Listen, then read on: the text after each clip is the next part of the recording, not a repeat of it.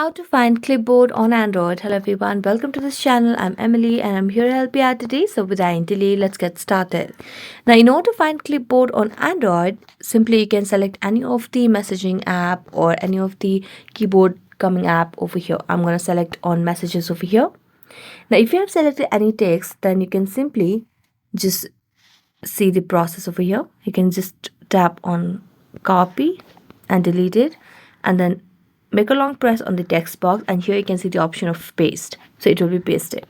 But if you have not copied but you want to find Clipboard on Android, is what you can simply do is, as you tap on the message box, you can see different menus that pops up at the bottom or the below the message box over here on the keyboard. So here you can just tap on this icon, which is the option for Clipboard. So here you can see all your recent clipboards or copied items and so on. That's how you find Clipboard on Android.